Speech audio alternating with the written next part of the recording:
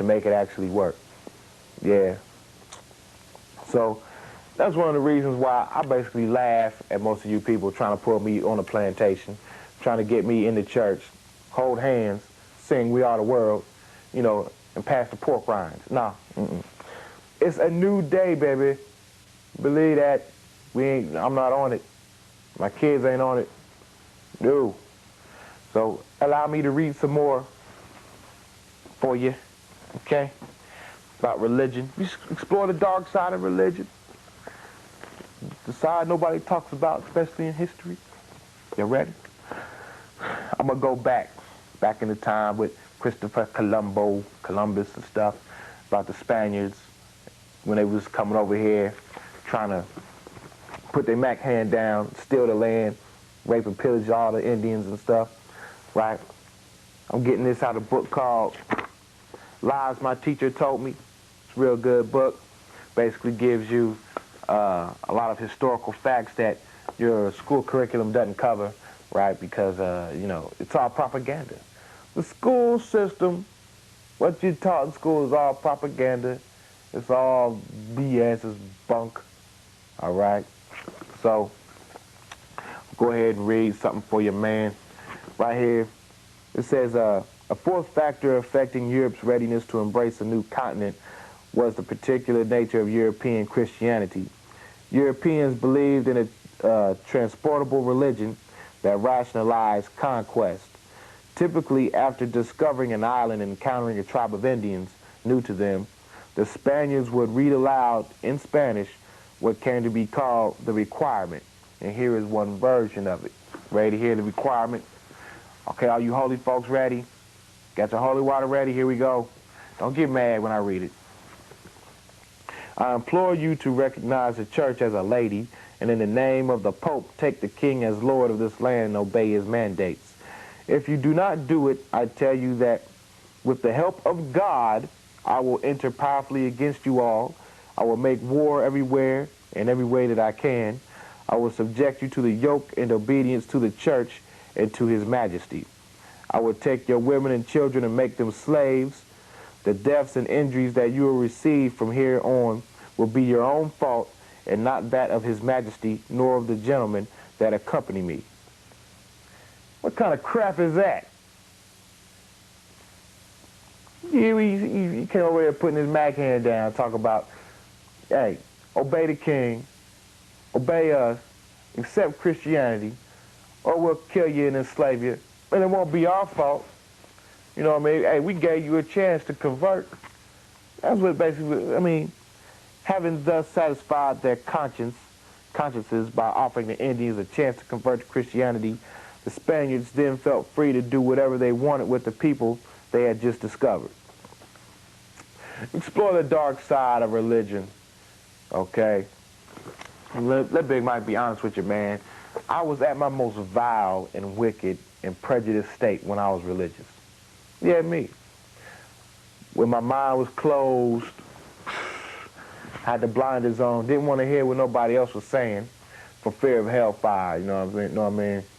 I was at my most inhuman when I was religious. A lot of y'all can't see it. Religion breeds hate. The world is a blowtorch, and a lot of y'all wearing gasoline draws, baby. Let Big Mike go ahead and read some more stuff. This is basically talking about. Do you have any religion for your niggers, Mr. Maxwell? Hell no. More religion they gets, the ornerier they gets. Harder to drive. Don't worry none about their immortal souls. They ain't got no immortal souls. They gets to thinking they has souls. They gets to thinking they's as good as white folk. Ma'am, you reckon you got a soul? Well, lazy, no count, stupid, God-sake nigga like me can't have soul. Welcome back to the show. Yeah, everybody, here we go again. Big Mike representing. I'm going to get off some of the historical stuff. We're going to get kind of like real occult, real metaphysical. You know what I mean? Because, yeah, that's what Big Mike is about. There's many sides, many faces to Big Mike. And this is one of them. Big Mike likes to deal with mathematics.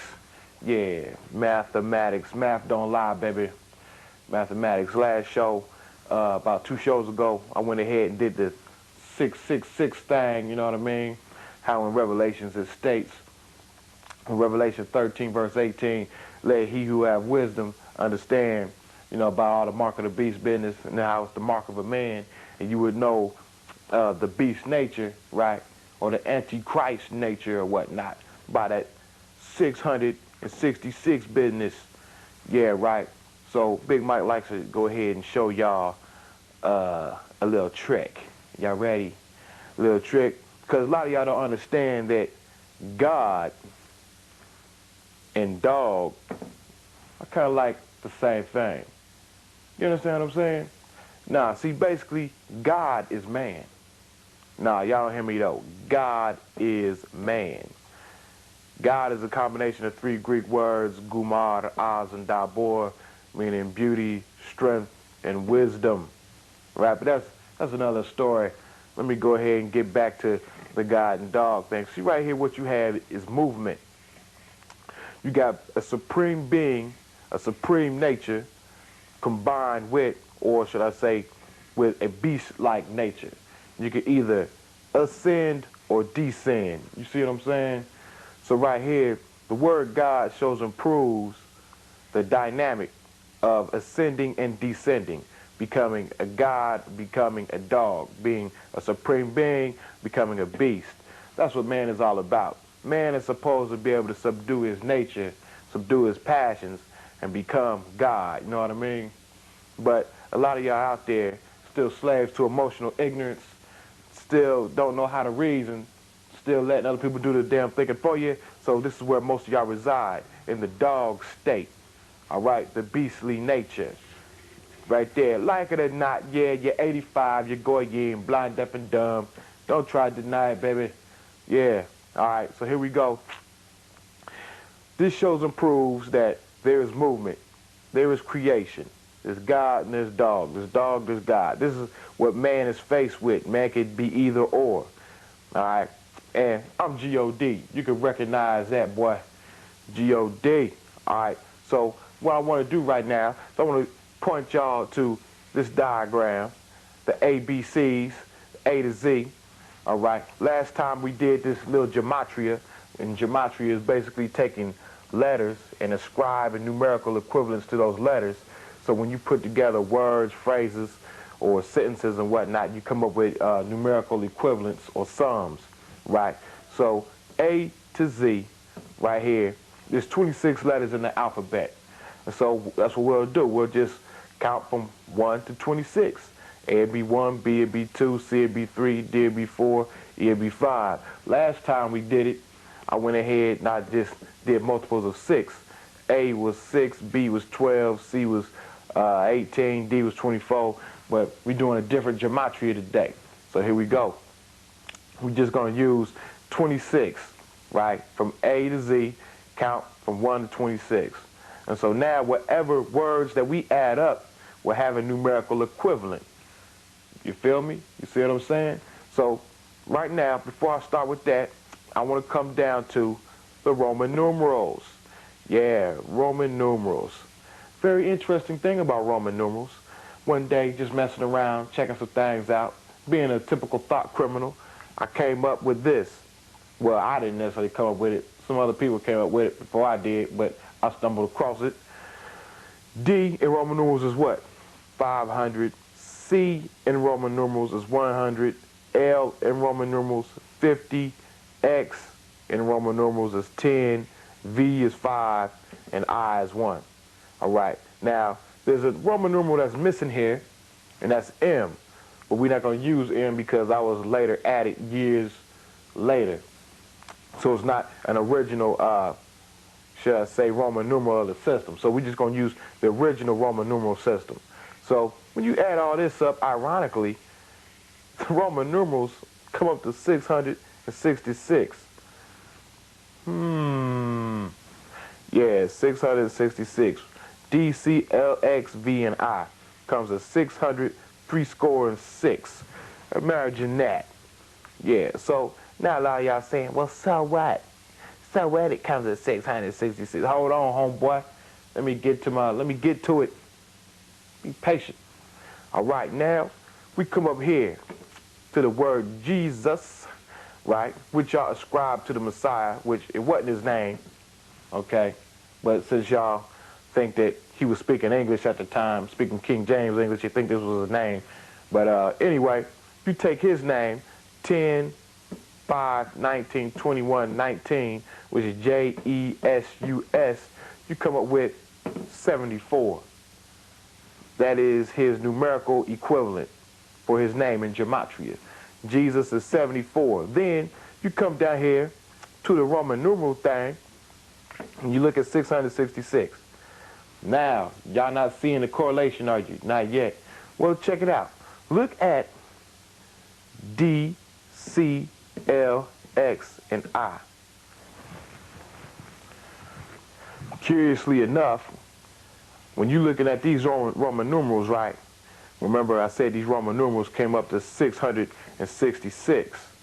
But when you add up these Roman numerals in English alphabet, English gematria, D, C, L, X, I, and V, right? Go ahead, write the code down so that you know I'm not fibbing, all right?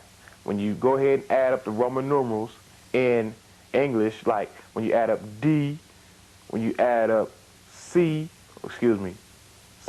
when you add up L, where's L at? L, X, V, you know what I mean? 1. When you add all that up, it comes up to 74. So these Roman numerals, which can be found in the English alphabet, when you add these up, it comes up to 74. Ironically, Jesus' name adds up to 74. And ironically enough, 74 in D, C, L, X, I, and V, or Roman numerals, also comes up to 666. Did y'all follow that? Okay. Roman numerals comes up to 666. These same Roman numerals in the English alphabet comes up to 74 in Gematria. Jesus' name comes up to 74. And 74 in Roman numerals is also 666. Yeah. And ironically enough, Lucifer name comes up to 74 also. Basically proving that Jesus and Lucifer are the same thing. They are one. Yeah. Oh, yeah. Y'all don't believe I just said that, do you? Yeah, I spooked a lot of you. Get your head out the damn TV. Do some research. God and dog. That's the same thing as Jesus and Lucifer. And Jesus is supposed to be the divine principle. Lucifer is supposed to be a carnal principle, the carnal state. Jesus and Lucifer are the same as God and dog, dog and God.